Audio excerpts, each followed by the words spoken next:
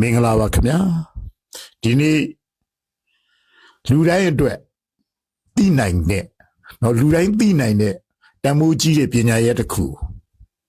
လူတိုင်းတက်မြောက်နိုင်တဲ့တန်ဖိုးကြီးတဲ့ပညာရပ်တစ်ခုမျှဝေပေးပါမယ်မင်းတို့မင်းကြီးမင်းလာမဟာစီသူပွဲခံဧကမဟာဒေနာပတိဝင်းရှင်တော်မကွေးမျိုးစားရွှေပြည်ဝေမင်းကြီးသည်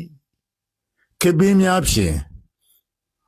ဗီရင်ဟူအကျန်းတို့၌တက်ကြွနားလေလူသူတို့အကျိုးငါကောင်းစွာစီရင်ရေးသားအပ်သောမဟာတုဇာတကျမ်းအဲ့ဒီကျမ်းလေးကခொနည်းသားသမီးအားလုံးနဲ့သက်ဆိုင်တဲ့ပညာရပ်တစ်ခုညှဝေမှာဖြစ်ပါတယ်ဒီစာအုပ်ကမန္တလာဝတီစာပုံနှိပ်တဲ့တန်ဖိုးနှစ်ချက်တဲ့နော်စာအုပ်ကတော်တော်လေးရှိနေနော်သို့တော်လည်းဟိုပေါ့ကျွန်တော်တို့သေးကြီးမဲကြီးလိုက်နေတဲ့ဆရာကြီးလက်ထဲတော့ရှိမှာပေါ့နော်ကျွန်တော်တို့တော့ကြာပြီဒီစာအုပ်ကနော်အဲ့တော့ဒီစာအုပ်ကဘာတွေထူးခြားလို့လဲဆရာဟုတ်လားနံပါတ်1ကျွန်တော်ပြောမယ်ဒီစာအုပ်ထဲမှာအိမ်မက်အကြောင်းကိုပြောထားတာကျွန်တော်တို့တော်တော်ပုံဝင်ခိုက်တယ်နော်အိမ်မက်အကြောင်းကိုပြောတာကျွန်တော်ကတော့အခုနားထောင်နေတဲ့လူတွေနားလေလွယ်တဲ့နည်းနဲ့ပဲပြောမှာပါအိမ်မက်ဒီရွှေပြည်ဝေမင်းကြီးရဲ့မဟာတုဇာတကျမ်းမှာတချို့အကုသိုလ်ကံတွေဟာတဲ့အာမကြီးခဲ့အာနေသောအကုသိုလ်ကံပေါ့နော်အာနေသောအကုသိုလ်ကံတွေဟာတဲ့အိမ်မက်မြနဲ့ပြီးသွားတယ်ဥပမာပေါ့ဗျာကျွန်တော်တို့ဟိုမောအိမ်မက်ထဲမှာဓာတ်နဲ့လိုက်ခံရတာတို့ခွေးကြိုက်ခံရတာတို့မွေရလိုက်တာတို့အိမ်မက်ထဲမှာကြောက်เสียလန့်เสียတွေနဲ့ကြုံတာအဲ့ဒါကမကောင်းတဲ့အကုသိုလ်ကံတွေမိမိမှာရှိတယ်ဒါမှမဟုတ်အားနေသွားတဲ့အတွက်အိမ်မက်မြနဲ့ပြီးသွားတာအဲ့တော့ဒီ boss ကိုနားလဲလိုက်တာနဲ့အိမ်မက်မကောင်းဘူးဆိုပြီးတော့ကျွန်တော်စီခဏမေးတယ်ဆရာအိမ်မက်ဒီမကောင်းလို့ဘာဖြစ်တတ်တော့မလူကြီးမက်တယ်အဲ့ဒါကြီးကကျွန်တော်စီကိုတော်တော်မေးကြတယ်တော့လက်မေးတာခင်မနီတော့လည်းမေးတာပေါ့ဗျာအဲ့တော့အိမ်မက်ထဲမှာဓာတ်နဲ့လိုက်ခံရတာတို့ရိုက်ခံရတာတို့ရန်လုခံရတာတို့ဟုတ်လားအဲ့လိုမကောင်းကျိုးတွေပေါ့မကောင်းတဲ့ခြောက်ချားစရာတွေမက်ပြီးဆိုရင်အဲ့ဒါမကောင်းတဲ့အကုသိုလ်ကံတွေဟာတကယ်အပြစ်မှာဖြစ်ရမှာအာနေတဲ့အတွက်အဲ့အကုသိုလ်ကံအာနေတဲ့အတွက်တို့မဟုတ်ကိုကကောင်းတာတွေလုပ်နေတဲ့အတွက်ပေါ့ကုသိုလ်ကောင်းမှုတွေလုပ်နေတယ်ပိဋိတွေရွတ်နေတယ်ပဋ္ဌာန်းတွေရွတ်နေတယ်အဲ့ဒါကြောင့်တချို့လေဆရာကျမဖះဆိုင်တွေတအားရွတ်တာပဲပဋ္ဌာန်းတွေလည်းရွတ်တာပဲပိဋိတွေလည်းရွတ်တာပဲဒါမှမဟုတ်အိမ်မက်ကမကောင်းမှုဆရာဆိုအဲ့ဒီပဋ္ဌာန်းတွေပိဋိတွေတကူကြောင့်အကုသိုလ်ကံအကြီးတွေကပြီးပြီးတော့အိမ်မက်မြနဲ့ပြီးသွားတာဟုတ်ပြီနော်ဘယ်လောက်တန်မှုကြီးတော့ဒါရွှေပြည်ဝေမင်းကြီးရဲ့စာအုပ်ထဲမှာမဟာတုဇာတကျမ်းမှာပါတယ်နော်အတိအကျအဲ့လိုပြောတာကျွန်တော်ပါဇက်ကပြောတာမဟုတ်ဘူးနော်တခါတည်းအိမ်မက်ထဲမှာစိန်ရွှေငွေတွေရတာတို့ဟုတ်လားကောင်းတာတွေရလိုက်တာရွှေတုံးတွေရတယ်စိန်တွေရတယ်ဟိုဟာတွေရတယ်ရွှေတွေရတယ်ငွေတွေအထက်လိုက်ရတယ်အထိုးလိုက်အထည်လိုက်ရတယ်အိမ်မက်ထဲမှာအပြင်မှာသူအဲ့ဒါလေအိမ်မက်မြနဲ့ပြီးတော့တာကိုယ့်ရဲ့ရားပေါက်ရလန်းနဲ့ကုသိုလ်ကံကြီးတွေကဟိုပေါ့နော်ဟိုအားနေတဲ့အတွက်အိမ်မက်မြနဲ့ပြီးသွားတာတခါတည်းမှာကျွန်တော်တို့ကိုယ်တိုင်လည်းမက်ပါတယ်ဟာလီဘောမှာပြန်ဝဲနေရတာတို့နော်တကယ်ရီဘောမှာလမ်းလျှောက်နေတာတို့နော်တကယ်ကောင်းကင်ကိုတက်သွားတာတို့မက်တာပဲနော်ကျွန်တော်လည်းမက်ဘူးတယ်အဲ့ဒါမျိုးတွေအဲ့တော့အဲ့ဒါတွေကလည်းကိုယ်ဘဝအဲ့ဒီဟာတွေကျင့်ခဲ့တဲ့အထုံတွေပေါ့နော်ဒါမှအာမကောင်းတော့ဒီဘဝမှာအာမကောင်းတော့သူဒီလိုဇံပြန်နိုင်ပါလို့မြေရှုမူပြန်နိုင်ရပါလို့ဆူတောင်းနေလည်းရှိခဲ့မယ်ကျင့်ခဲ့တဲ့စရဏတွေလည်းရှိခဲ့မယ်အဲ့တော့ကျတော့အခုဘဝမှာကျတော့အဲ့လိုမလုပ်တော့အာနေတာပေါ့နော်အာနေတဲ့အတွက်အိမ်မက်မြနဲ့ပြီးသွားတာဟုတ်ပြီနော်ဒါဆိုရင်အိမ်မက်အကြောင်းနမိတ်ကောက်နိုင်ပြီဟုတ်လားအညံ့နေမကောင်းတာတွေမက်ပြီးဆိုရင်ငါပဋ္ဌာန်းရွတ်နေလို့ပြေးရွတ်နေလို့ငါလူနေလို့တန်းနေလို့ကောင်းတာတွေလုပ်နေလို့အိမ်မက်မြနဲ့ပြီးတာပါလား ဝမ်းမြောက်เสียကောင်းတယ်နော်အိမ်မက်ဒီမကောင်းမှုဆိုပြီးတော့တိတ်ပြီးတော့ဘူးနေเสียမလို့ဒါရွှေပြည်ဝေမင်းကြီးရေးတဲ့မဟာသုဇာတာကျမ်းမှာပါတာနော်ဟုတ်ပြီကျွန်တော်ပြောချင်တာဒီလောက်ပဲလားမဟုတ်ဘူးခင်ဗျထပ်ပြောเสียရှိတယ်ဟုတ်လားကိုဘီရင်ဟောနိုင်အောင်နော်ကိုတော့သတိထားကြည့်ရမှာပေါ့ဗျာနော်ကိုသတိထားကြည့်ရမယ်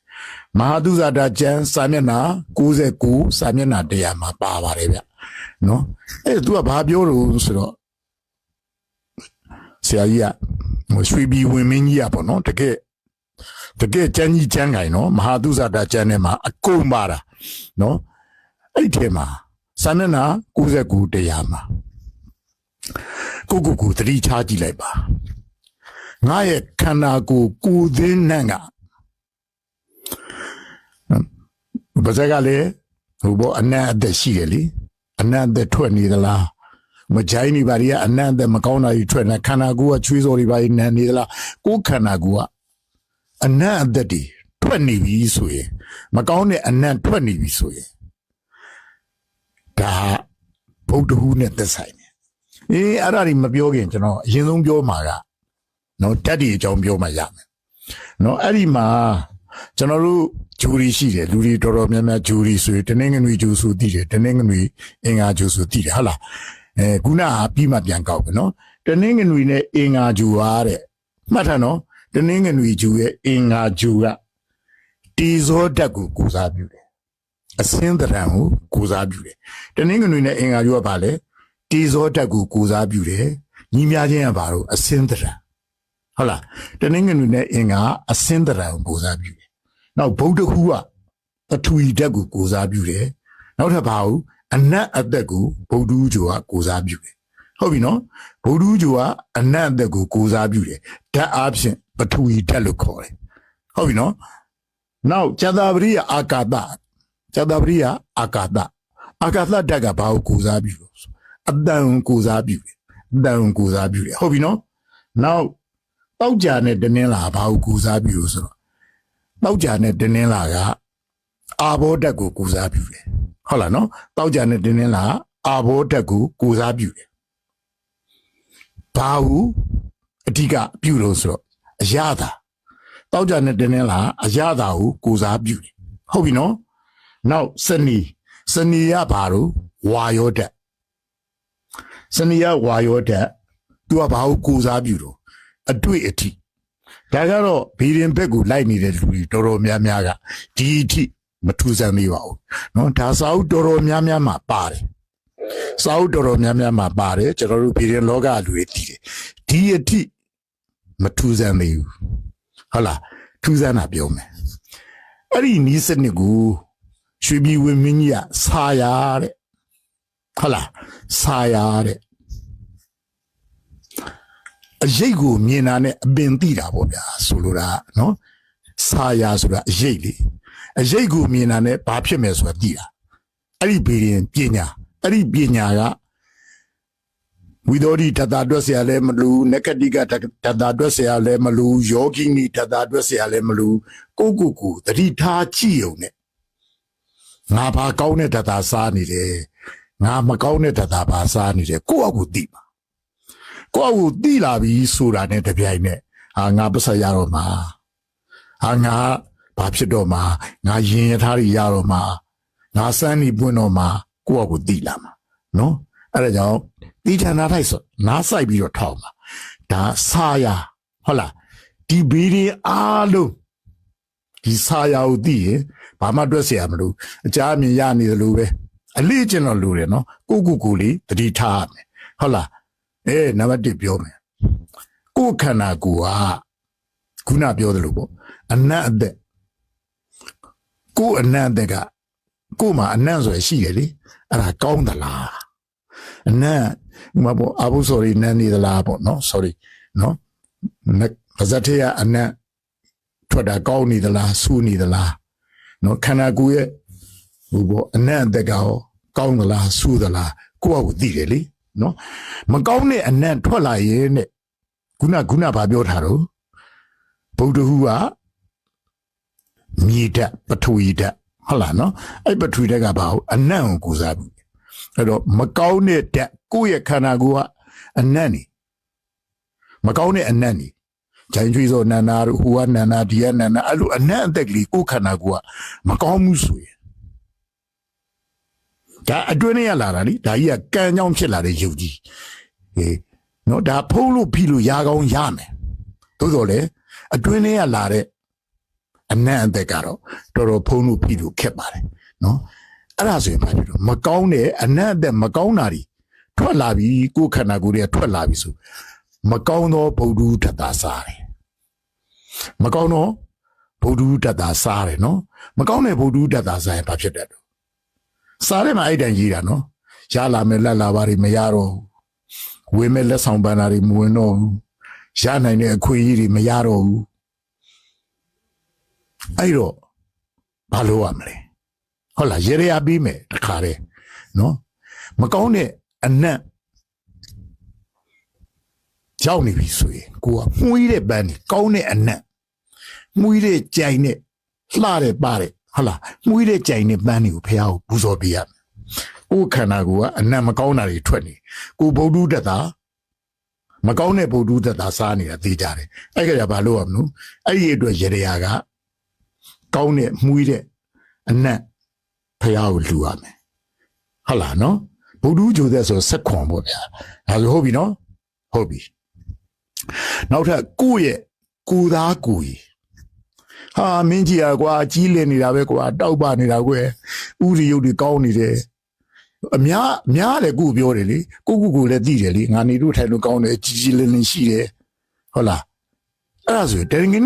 နင်္ဂနွေနဲ့အင်္ဂါဓာတ်စားတာကောင်းတဲ့တနင်္ဂနွေနဲ့အင်္ဂါဓာတ်စားတာ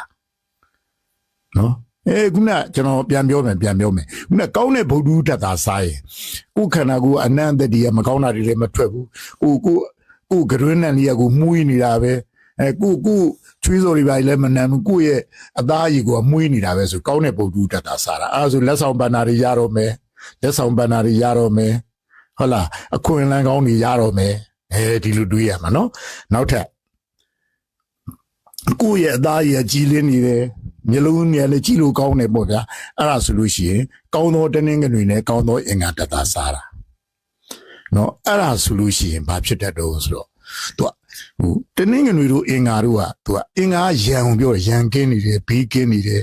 မင်းနဲ့နေကင်းနေတယ်အထက်လူကြီးတွေရဲ့အရေးယူတာတွေပါမခံဘူးပေါ့နော်ဒါကောင်းတဲ့တနင်္ဂနွေနဲ့အင်္ဂါစားတာဟုတ်နော်နောက်ဘာစားသလောက်ကောင်းနေတာရှိတယ်နော်ဘာစားသလောက်ကောင်းနေတာရှိတယ်နောက်ထပ်တနင်္ဂနွေနဲ့အင်္ဂါကိုပြန်ကောက်မယ်တနင်္ဂနွေနဲ့အင်္ဂါနော်ကိုသားကူကြီးရဲ့နည်းနည်းလေးညှိုးငယ်သွားတယ်ဟုတ်လားကိုသားကူကြီးရဲ့ညှိုးငယ်သွားတယ်နောက်ထပ်ဘေးကကြည့်လိုက်အသားရည်ရဲ့ညစ်ထီနဲ့အဲ့လိုဆိုရင်တနင်္ဂနွေနဲ့အင်္ဂါမကောင်းဘူးအဲ့ဒါဆိုရင်မိနဲ့သိနေတယ်ရံများတယ်ခက်ရံဒေါသတွေဖြစ်တတ်တယ်သူများရံလိုတာခံရတတ်တယ်ကိုယ့်ရဲ့ရုပ်ပေါ့နော်မကြည်မလင်ကြီးဖြစ်နေတယ်ဟာမင်းဘလို့ဖြစ်နေအောင်ကွာမင်းယုတ်ကြီးရလဲအဲ့ဒါမျိုးဆိုရင်ကိုယ့်အကူသတိထားတော့မကောင်းတဲ့အင်္ဂါနဲ့တနင်္ဂနွေဓာတ်စားနေပြီမင်းယုတ်ကလေးကြီးလင်နေတာပဲကွာမင်းအောင်ခန့်လာတဲ့ဗာစီးတွေစားလို့ဘာညာဆိုကိုယ့်အကူလည်းမြင်တယ်ဆိုလို့ရှိရင်အဲ့ဒါမင်းနဲ့လည်းလွတ်တယ်ခက်ရံဒေါသလည်းနေတယ်ကိုကနည်းနည်းညှိုးနေပြီဆိုရင်တော့ခက်ရံဒေါသဖြစ်ဖို့များတယ်မင်းနဲ့လည်းသိဖို့များတယ်ဒါဆိုကိုသိတယ်လေနော်ဟုတ်ပြီကောင်းတဲ့အရာသာဘာစားကောင်းလိုက်တာစားသလောက်ကောင်းတယ်ဗျာကိုကဒါလေးကြိုက်တယ်ဆိုဒါလေးကိုကိုလာပြီးမဲ့လူကအရန်တဲ့အဲ့ဒါဆိုတနင်္လာနဲ့တောက်ကြဓာတ်စားကောင်းတာနော်ကိုကစားကျင်တာလည်းမစားဘူးဒါလေးကိုငါဝယ်ကကြမှာစားလို့လည်းမကောင်းဘူးကရွန်းနေရလည်းပြက်လိုက်တာအဲ့ဒါဆိုရင်မကောင်းတဲ့တနင်္လာနဲ့တောက်ကြဓာတ်စားတာမကောင်းတဲ့တနင်္လာနဲ့တောက်ကြဓာတ်ရှိရငွေတွေထွက်နေတတ်တယ်ကတွင်းနေပါလိမကောင်းတော့ဘူးကတွင်းလည်းမကောင်းစားတော့ရလည်းအဆင်မပြေကိုစားကျင်တာလည်းမတွေ့ဘူးကိုစားကျင်တာနဲ့ကိုနဲ့လည်းတဲ့မတူဘူးဆိုလို့ရှိရင်တော့မကောင်းတဲ့တနင်္လာနဲ့တောက်ကြတတ်တာမကောင်းတဲ့တနင်္လာနဲ့တောက်ကြတယ်ကိုစမ်းတယ်မိန်နာဖို့ဗျာတနင်္လာဆိုတာစမ်းဘူးနော်ကိုစမ်းမကောင်းဘူးပေါ့နော်တောက်ကြဆိုလို့ချီးတွေလည်းအဆင်မပြေဘူးပေါ့နော်တောက်ကြဆိုအကိုလုံးပဲချဲ့လို့ရတယ်လေအဲ့တော့ကိုစားလို့တောက်လို့လည်းမကောင်းဘူးခရင်းတွေလည်းပြက်နေတယ်ကိုစားချင်တာကိုစားခွင့်မရဘူးစားခွင့်မကြုံဘူးဆိုရင်မကောင်းတဲ့တနင်္လာ တောက်ကြတချို့ကြားဘူးမှာပါစားဖို့တောက်ဖို့လေးတော့နိုင်ခက်ခဲနေတာဆိုတဲ့လူကတင်းလာနဲ့တောက်ကြမကောင်းလို့သူတို့မှဖြစ်နေတာကိုယ့်အကူဥမာလူပြေးလဲနေတဲ့ကြားတွေကတင်းလာနဲ့တောက်ကြမကိုကတော့ပတ်သက်ရတော့ရှိရဲတင်းလာစားလူလည်းမကောင်းဘူးဂရင်းတွေလည်းမကောင်းဘူးဆိုရင်တင်းလာနဲ့တောက်ကြထပ်သားစားမကောင်းတော့ဘူးဆိုရင်ရင်ထားတွေပါလေနော်ရဖို့ခါတွေမရဖြစ်တဲ့စမ်းမကောင်းတော့ဘူးအခြေတွေမကောင်းဘူးအိမ်တော်ကြီးတွေမကောင်းဘူးအဲဆိုမကောင်းတဲ့တင်းလာနဲ့တောက်ကြထပ်သားစားတာရွှေပြည်ဝင်းမင်းကြီးရေးတာနော်မဟာသုဇာတာကျန်69စာမျက်နှာ69တက်ရမှာနောက်ဒါဆိုကိုယ့်အကိုတက်မယ်ထင်လို့ကျွန်တော်တခါလေးသင်ပေးတာနော်ဒါဗီရင်လောကလူတိုင်းတော့မသိဘူးလေအဲ့တော့စနီကျူကပါလဲဆရာအတွေ့ဖွတ်တပကိုတွေ့ချင်တဲ့လူနဲ့တွေ့လေရတာထိရတာတွေ့ရတာမြင်ရတာဟုတ်လားစနီကျူကကြတော့ကိုအသားရည်လေးကိုလက်ကလေးကနူးညံ့နေတာပဲငါအသားရည်လေးတွေနူးညံ့လာတယ်ကိုကကိုလေးနူးညံ့လာတယ်လို့သိရင်စနီကောင်းတာနော်စနီကောင်းတယ်ဆိုဇွဲတွေကောင်းလာတယ်လုံးလာတွေကောင်းလာတယ်ဟုတ်လားနော်စနီကျူကောင်းလာပြီဆိုရင်အတွေ့အထိကောင်းတာလေအသားရည်တွေနူးညံ့လာတယ်ဟာရောမင်းအသားလေးကွာနူးညံ့နေတာပဲအဲ့ဒါဆိုကိုကစနီတသားစားကောင်းတာစနီတသားစားဆိုတာကစနီတသားကောင်းပြီဆိုရင်အညံ့မဖြစ်တော့ဘူးပေါ့ဗျာစနီတသားဆိုတာကောင်းခဲ့တယ်လေနော်အဲ့ဒါဟောဂျာသာပရိမပြောရသေးဂျာသာပရိကအာကာတတခုနစနီကဘာတတ်တော့ဝါယောတကဘာကိုကိုစားပြုလို့အတွေ့အထိကိုကိုစားပြုဂျာသာပရိကဘာတတ်တော့ဂျာသာပရိကအာကာတတကဘာလို့အတန်ကောင်းတဲ့အတန်လေးကြားရပြီဆိုရင်ငါဒီတချင်းလေးနားထောင်နေတာနားရရတယ်အဝေးရပြောတော့ဖက်ခနဲ့ကြားနေရတယ်နားအာယုန်နဲ့လည်းကောင်းနေတယ်အဲ့ဒါကြာသာပြီးကောင်းတာ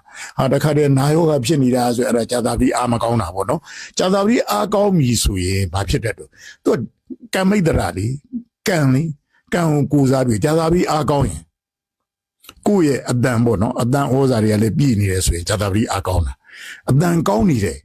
ကောင်းတဲ့အတန်လည်းကြားနေရတယ်ဆိုရင်ကြာသာပြီးအာကောင်းတာအဲ့ဒါဆိုရင်သူကဘယ်လိုခေါ်ရမလို့ဆိုတော့ကံမိတရာဂျူလီနော်ကံမိတရာဂျူဆိုတော့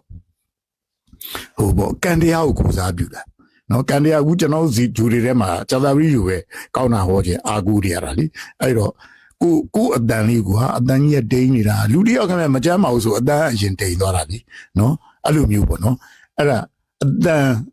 အဲ့တော့ဆရာပြောတဲ့အတိုင်းတော့ကျွန်တော်တို့ကိုယ့်အကူတော့သိပြီဘာရရတွေလောရမှာတော့ထပ်ပြောမယ်ခုနတင်းငင်တွေမြင်အောင်ကလည်းမကောင်းဘူးသူကတင်းငင်တွေကအစင်းကောင်းမှုအတွက်အလင်းကိုလှူရတယ်အလင်းရောင်လှူရတယ်နော်အလင်းရောင်ဆိုလျှက်စမီလှူတာတို့ဟောလားဖျောင်းနိုင်လှူတာတို့ဟုတ်လားအဲ့ဒါတွေလှူပေးရတယ်ကိုငါအသားရည်လေးတွေပိန်းလာတယ်ဟိုမှာကိုပေါ့ဗျာနေရတာဖေးရပြောဖေးရညီမဟဲ့အောင်မင်းဘလို့ဖြစ်နေတော့မင်းခန္ဓာကိုယ်ကြီးရလဲကွာညှိုးနေတာပဲဆိုလို့ရှိရင်အဲ့ဒီနေတနင်္ဂနွေအာမကောင်းတနင်္ဂနွေအာမကောင်းဆိုမင်းနဲ့တင်းနေတယ်နော်အဲ့ဒီနမိတ်ပေါ့ဗျာနော်ဒါဟုတော့အတိတ်နမိတ်ကောက်ချင်းလို့လည်းပြောလို့ရတာပေါ့မင်းဆိုရစားနဲ့ပတ်သက်လို့အစင်မပြေဖြစ်တတ်တယ်ရံဖြစ်တတ်တယ်အဲ့ဒါဆိုအလင်းလှူရတယ်ဖျောင်းနိုင်တို့ဘာတို့ပေါ့နော်လျှက်စမီတို့ဖျားကိုလျှက်စမီကိုသွားလှူတာတို့ဟောလုပ်ရတယ်နော်ဗုဒ္ဓဟူးကြတော့ခုနကျွန်တော်မှုရတဲ့တန်တွေလှူရတယ်နော်အနတ်မကောင်းရင်ခန္ဓာကိုယ်အနတ်မကောင်းရင်နောက်ထပ်ဟောပေါ့နော်ကြာသာပြီးကြတော့အတန်ပေါ့နော်အတန်ဆိုတော့ကောင်းတာလေးတွေမင်္ဂလာရှိတာလေးတွေကြက်တွေရှိတာလေးတွေစိတ်ချမ်းသာစရာလေးတွေရွေးပြီးတော့နားထောင်ရတယ်နော်ကိုကလည်းကောင်းတာလေးတွေပြောရတယ်သူများနားထောင်ကြအောင်လည်းပြောရတယ်အဲ့ဒါဆိုကြာသာပြီးကောင်းတယ်တောက်ကြကြတော့ကိုအကြိုက်ဆုံးဟင်းလျာနဲ့ဖះကိုစွမ်းဟင်းကောင်းနဲ့စွမ်းကပ်ရတယ်သူများကိုစားကောင်းတောက်ပြီးလှူရတယ်ဟုတ်ပြီနော်အဲ့ဒါဆိုတင်းလာနဲ့တော့ကြအားကောင်းတယ်စနေကြတော့အတွေ့အထိဆိုတော့မဖဲမှုရရွှေကိုစိုးပေါ့အဲ့လိုအတွေ့အထိကောင်းတဲ့နူးညံ့တဲ့လူစရာတွေကိုလှူရတယ်ကိုမိပါဘူးဟုတ်လားနူးညံ့တာလေးတွေပေါ့နော်နူးညံ့တဲ့အဝတ်ထည်လေးတွေနူးညံ့တဲ့အဆောင်ရောက်လေးတွေလှူပေးရတယ်အဲ့ဒါဆိုရင်ခုနစနေရဲ့ကောင်းကျိုးတွေရစီဟုတ်ပြီနော်အဲ့ဒါဆိုရင်ဒါဆိုရင်နော်ဒါတုံတောင်ကိုပေးတယ်ဟောတတ်ပြီဟုတ်ပြီနော်အိမ်မက်တွေလည်းပြောပြီးပြီအခုကိုဓာတ်သားစားတာငါဘာဓာတ်သားစားနေတော့အဲ့ဒါသိခွင့်ရပြီနော်ဒါကရွှေပြည်ဝေမင်းကြီးရေးတဲ့မ မဟာသုဇာတာကျမ်းစာမျက်နှာ69စာမျက်နှာ100မှာပါတယ်နော်ကျွန်တော်အဲ့ဒီထဲကကြောယူပြီးတော့ပြောတာပေါ့ဗျာနော်ဒါပေမဲ့လို့အဲ့ထဲမှာလည်းအဲ့လောက်နီးပါးရေးထားတာပါပဲဒီကတော့စကားပြောလို့ကောင်းအောင်ပြောတာဟုတ်ပြီနော်ဒါဆိုရင်ကျွန်တော် post ကိုကြည့်နေတဲ့လူတွေဘုသူသားလည်းရမယ်ပညာလည်းရမယ်လို့ထင်ပါတယ်အဲ့တော့ကိုပြန်သတိရှိရမှာမြတ်စွာဘုရားကိုယ်တိုင်ကဟိုခဲ့တာလीလောကမှာသတိရအရေးကြီးဆုံးပဲကိုငါချွေးစော်ရမြန်နန်းနေလားအခုဆိုရင်အဲ့ဒါဆိုရင်ဆရာအစီရင်ပါလို့မလဲအစီရင်ဆိုတာတော့ခန္ဓာကိုယ်ရဲ့ထွက်နေတဲ့ဥမာကရုဏာမကောင်းဗုဒ္ဓမကောင်းလို့ဟုတ်လားပေါ့စီးပညာနဲ့ရှုတော့တမျိုးပေါ့နော်အဲ့တော့အနတ်အသက်မကောင်းရင်အနတ်အသက်ကောင်းလို့မရေမွေးစွတ်တာတို့မွေးတာတွေဝတ်တာတို့ဟုတ်လားဗုဒ္ဓမကောင်းဘူးဆိုရင်အဲ့ဒါရေရနော်ခန္ဓာကိုယ်မှာ